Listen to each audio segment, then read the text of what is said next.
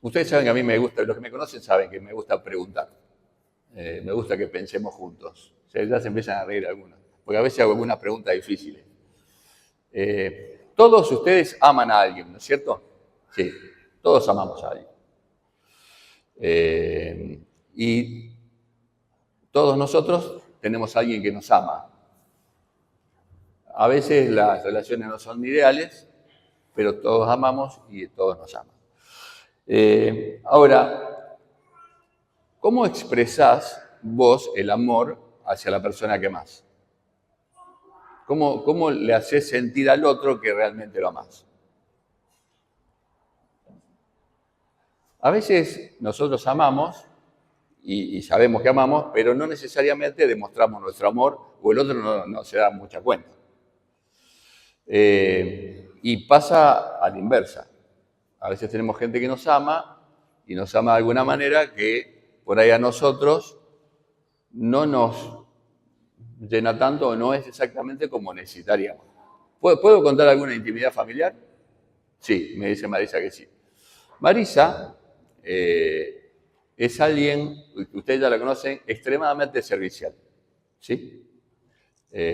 Además de generosa.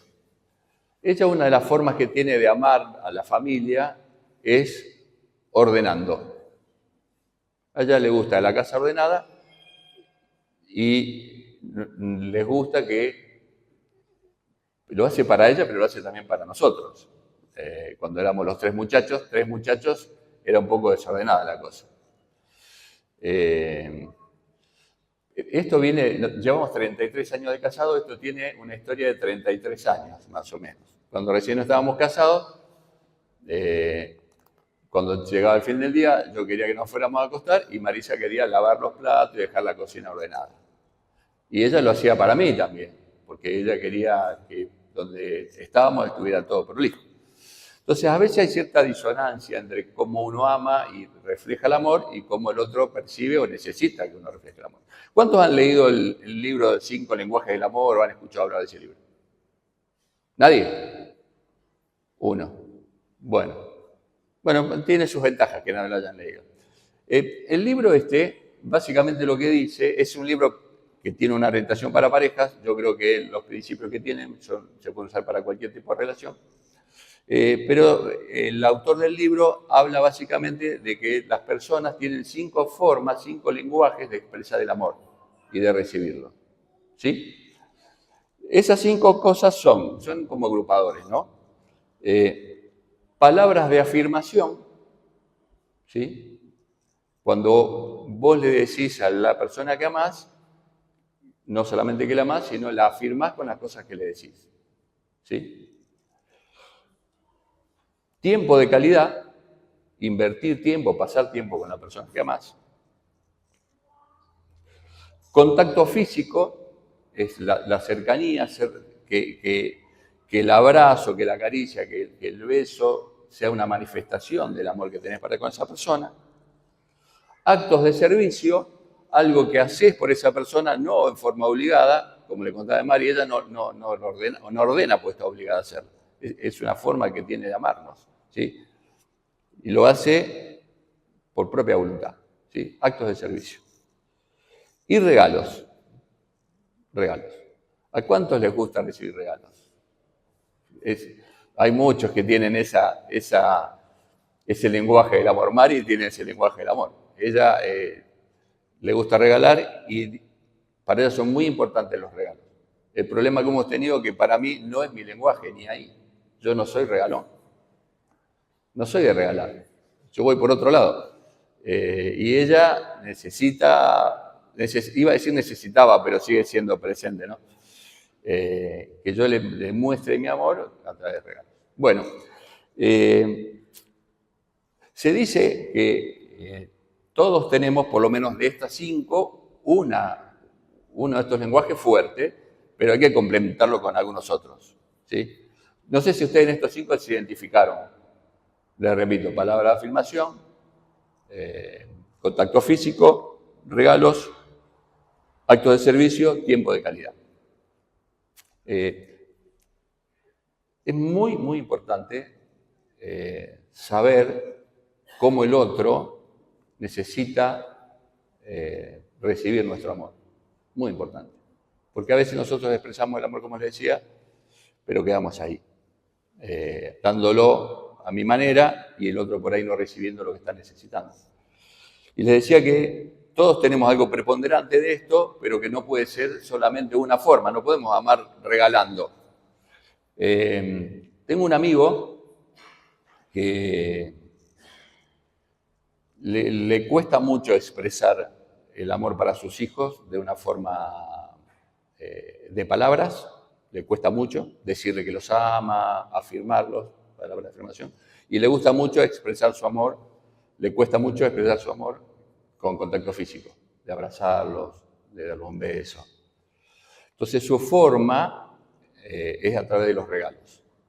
Y le regala cosas. El iPhone, el último iPhone. ¿Quieren un papá así? Dino. Acá tenemos gente que está esperando. Y expresa el amor así. Pero llegó el punto en que su hijo adolescente le dijo, mira viejo, yo no quiero que me regales las cosas, yo quiero que vos estés conmigo. Y lo ama a su hijo en forma, daría su vida por su hijo. Pero de esto hablamos, de cómo uno expresa el amor o puede, a veces hay cierta, por la historia, por la vida, tenemos ciertas incapacidades de expresar el amor. No a todo el mundo le sale fácil, ¿no es cierto? Antes era más difícil todavía, la mayoría de nuestros papás eran más duros, era difícil que el papá te alce upa, te abrace, te diga te quiero. Se expresaba difícil, de otra manera. En esta serie que estamos hablando de Jesús como nuestro ejemplo, nuestro modelo a seguir, yo quisiera invitarlos a ver cómo Jesús amó a sus discípulos, pensando en estas 5 formas.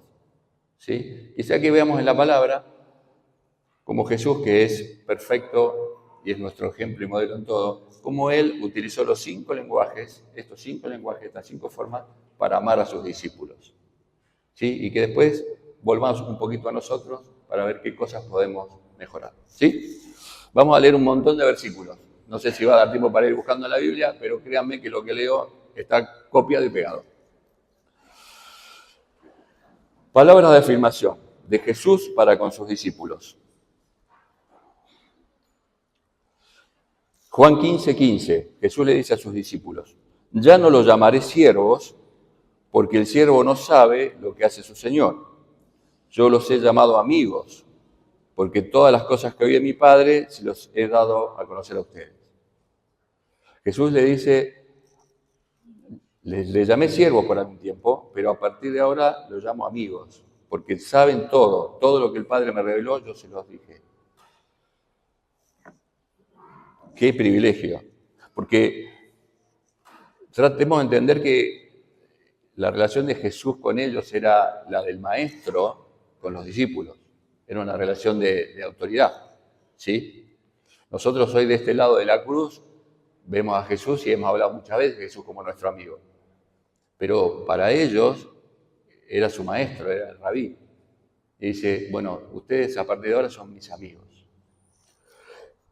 Les dice en Lucas 22:28, pero ustedes son los que han permanecido conmigo en mis pruebas. Ustedes estuvieron en mis dolores, en mis dificultades, en mis pruebas, y ustedes estuvieron al lado mío. Por tanto, yo les asigno un reino, así como mi Padre me lo asignó a mí, para que en mi reino coman y beban a mi mesa, y se sienten en tronos para jugar a la 12 tribu de Israel. Tiene otra vez esta idea de cercanía, de amistad. Ustedes son los que me acompañaron. Ustedes estuvieron conmigo. Yo los reconozco a ustedes porque estuvieron al lado mío. El Padre, Juan 16:27, pues el Padre mismo los ama porque ustedes me han amado y han creído que yo salí de Dios.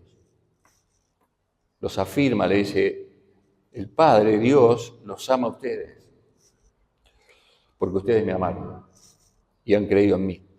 Mateo 16:17, entonces Jesús les dijo a Pedrito, bienaventurado eres, Simón, hijo de Jonás, porque no te lo reveló ningún mortal, sino mi Padre que está en los cielos. Bien, Pedro, bienaventurado, Pedro. afirmándolo a Pedro. Bien, Pedro, esto no te lo reveló ni carne ni sangre, dice creo Reina Valera, sino mi Padre que está en los cielos. El problema de elegir versículos es que hay un montón uno termina siendo injusto con un montón de textos, porque podríamos nombrar un montón. En cada cosa que veamos hoy, podríamos nombrar un montón de otros textos. Y probablemente los que conozcan un poco de Biblia se le vengan algunos pasajes, algunas situaciones donde Jesús afirmó a través de las palabras a sus discípulos. Jesús pasó tiempo de calidad con sus discípulos. De hecho, cuando lo llama, en Marcos 3:14 dice, a 12 de ellos los llamó para que estuvieran con él, para enviarlos a predicar y para que tuvieran el poder de expulsar demonios. La primera razón que él los llama como discípulos es para que estén con él, para que pasen tiempo con él.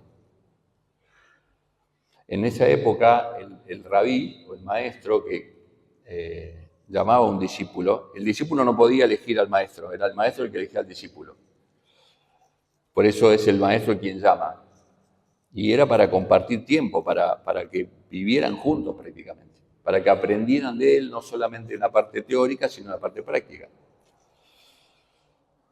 Cuando Jesús lo llama, le dice a Pedro y a varios más, síganme, seguime. Ese seguime es dejar lo que estás haciendo y empezar a venir y a estar conmigo, a compartir tiempo conmigo. De hecho, dice el texto que Pedro deja al Padre y se va con Jesús. ¿Se acuerdan cuando Jesús se encuentra con Zaqueo? ¿Qué le dice? Dice, Zaqueo, bajá, que es necesario que hoy pase tiempo en tu casa.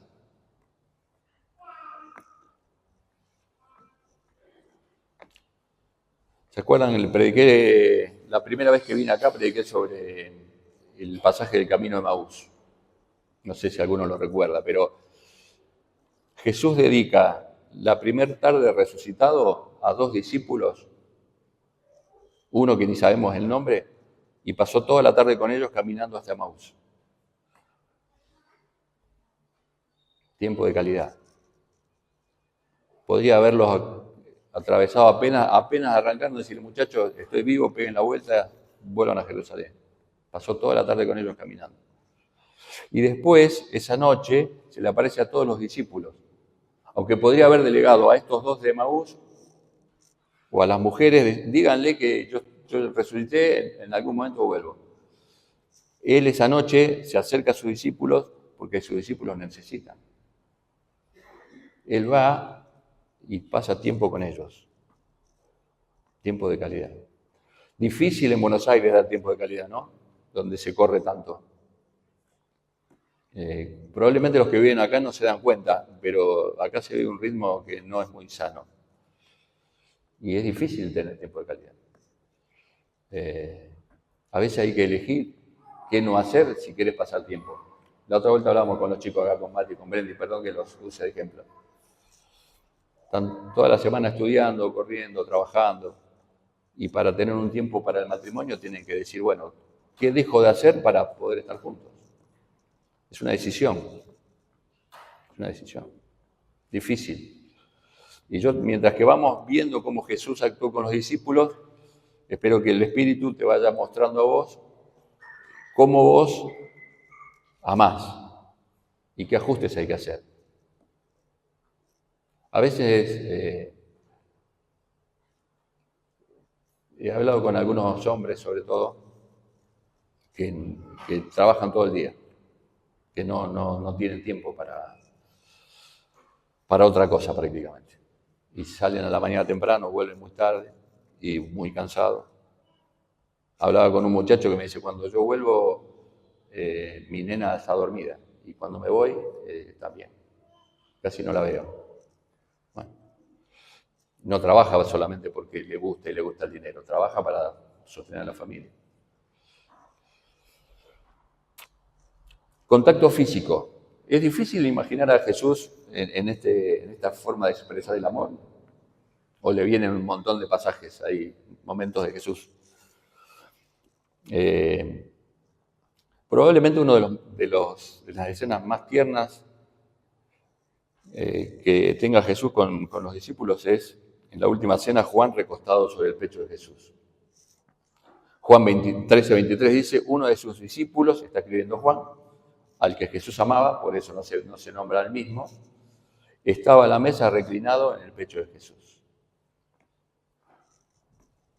¿Se lo imaginan a Pedro recostado en el pecho de Jesús?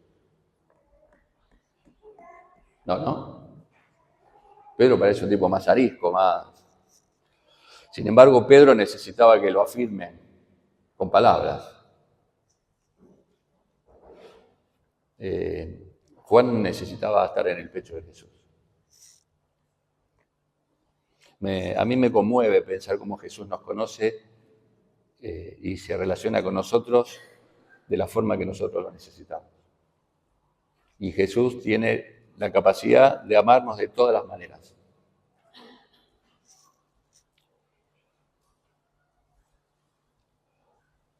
Entrando Jesús en una de las ciudades, había allí un hombre lleno de lepra.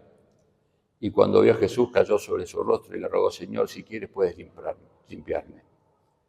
Extendiendo Jesús la mano, lo tocó diciendo, quiero, sé limpio, y al instante la lepra lo dejó. Hay un montón de milagros donde Jesús toca para sanar. Muchas veces sana solamente con la palabra, muchas veces sana tocando, ¿sí? Tocando ojos, tocando oídos. El nombre del leproso, porque tiene una connotación muy particular. No se podía tocar a los leprosos, primero porque era extremadamente contagioso, segundo porque uno quedaba impuro. Y Jesús podría haber sanado con la palabra. Tenía el poder para decir, sí quiero, sos sano. Pero decide tocarlo, porque esa persona era alguien que nadie tocaba. Y ese leproso necesitaba que Jesús lo toque.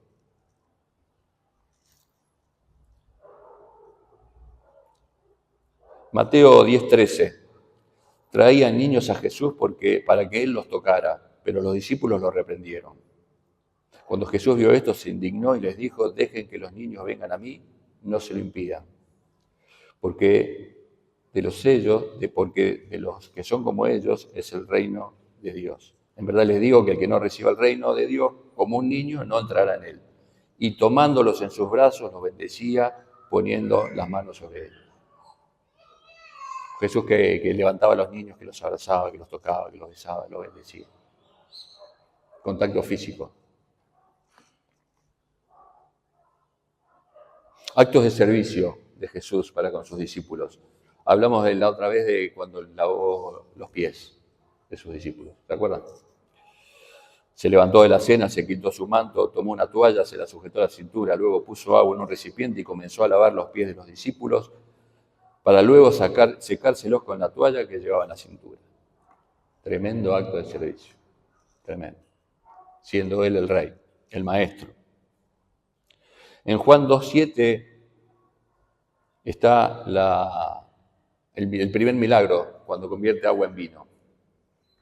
Él no tenía ninguna obligación de hacer ese milagro. Sin embargo, fue un acto que... ¿Se acuerdan cuando hablamos de acto de servicio? Estamos hablando de cosas que no estamos obligados a hacer, que hacemos por el otro, para bendecir al otro. ¿No?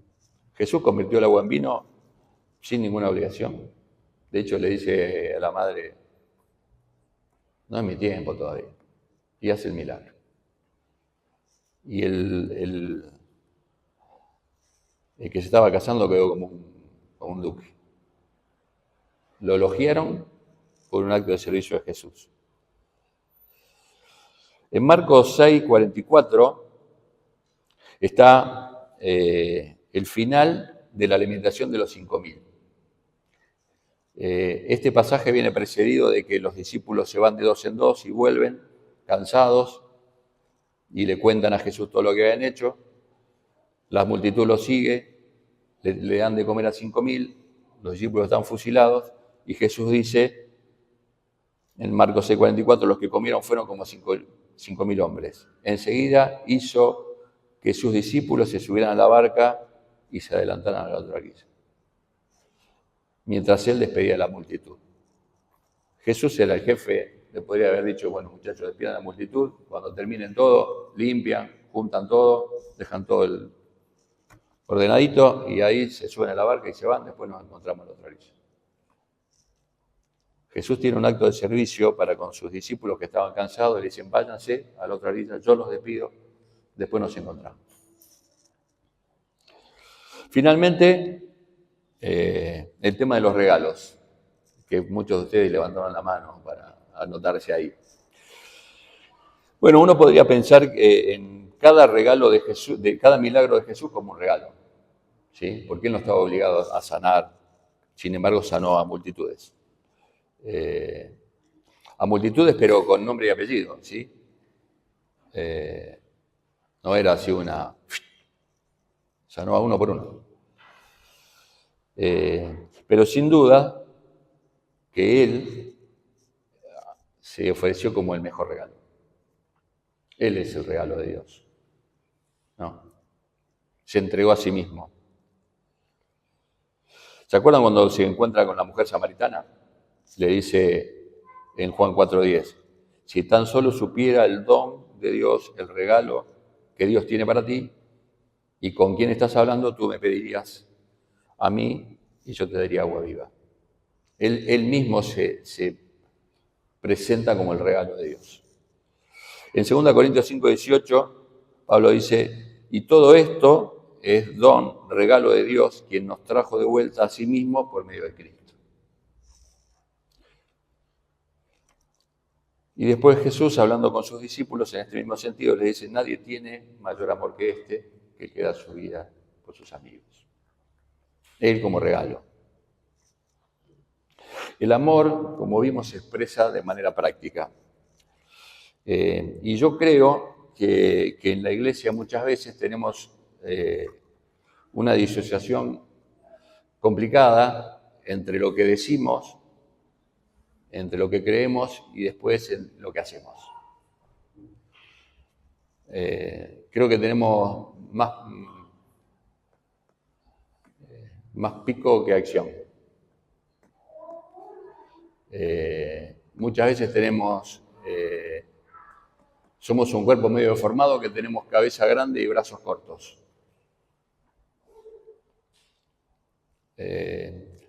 Y si hay algo que creo que Dios quiere de sus hijos es que vivamos lo que creemos, que vivamos el Evangelio de forma natural, de forma práctica, todos los días, no los domingos acá.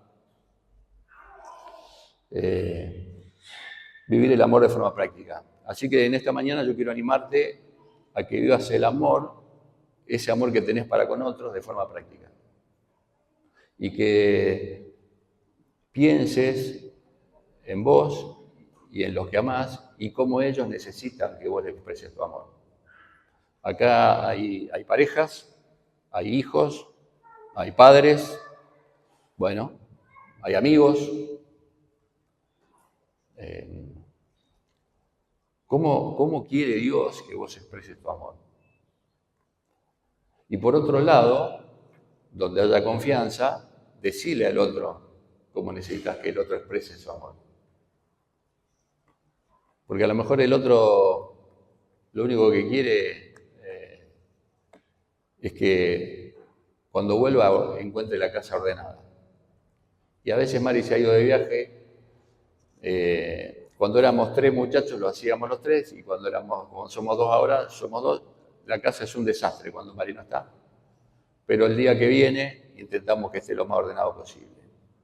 Porque queremos que esté ordenado. A nosotros no nos molesta el desorden. A mis hijos y a mí no nos molesta el desorden.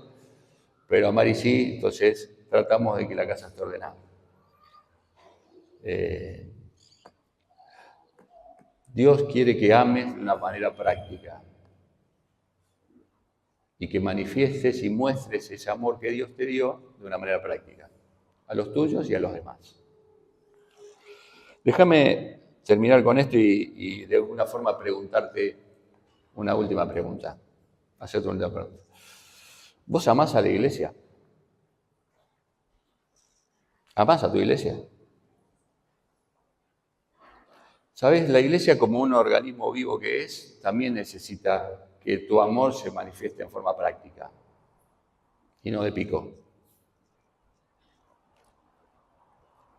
Esta iglesia, como cualquier iglesia, necesita que los que lo aman lo hagan de forma práctica y concreta.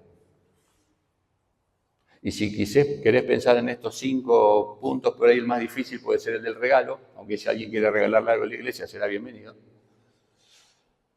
Pero pregúntate si a la iglesia le das tiempo de calidad.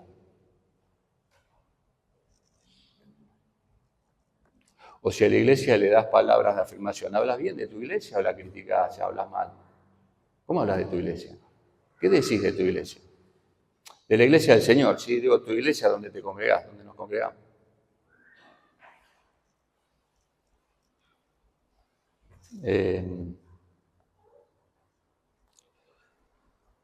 ¿Le pones el cuerpo a la iglesia? Esto de contacto físico, ¿le pones el cuerpo?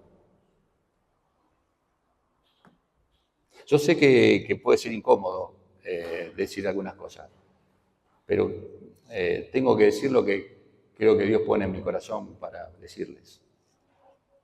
El viernes nos juntamos con los muchachos, tuvimos nuestra primera reunión de hombres. Un tiempo muy lindo. Éramos 10 y nos faltaron unos cuantos. Hablamos un poquito de esto, nada más que del rol del hombre.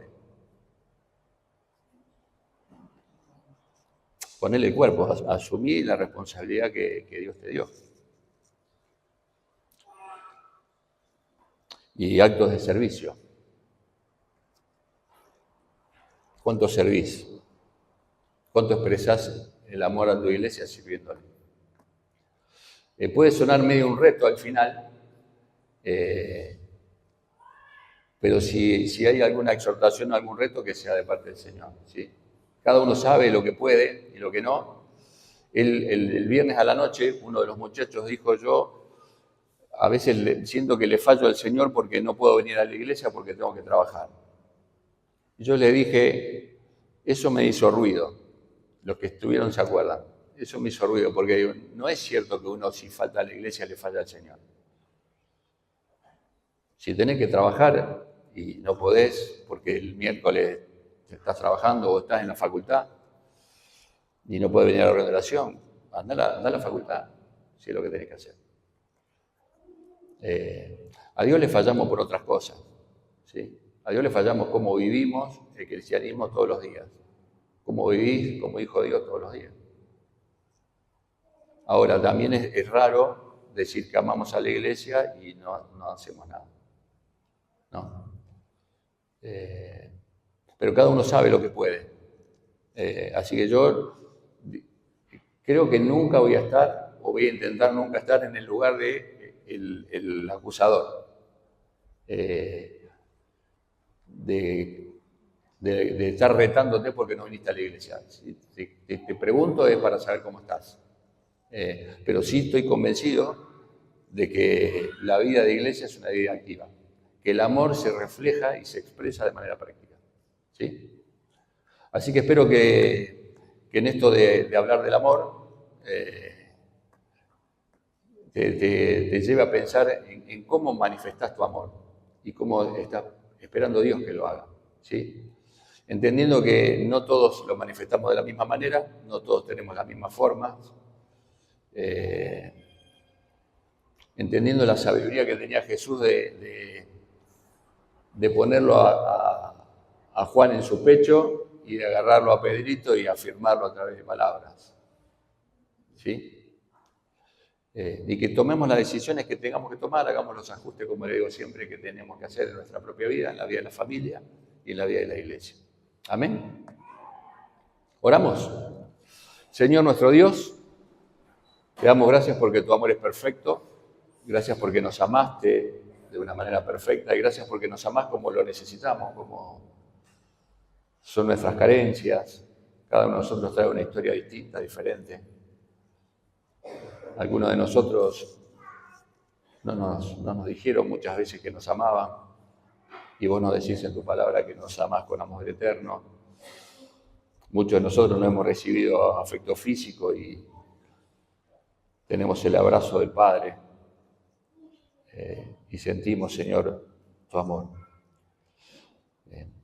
Yo te pido, Señor, que nos ayudes a cada uno a poder manifestar y reflejar ese amor que pusiste en nosotros por los demás y por vos de una manera práctica.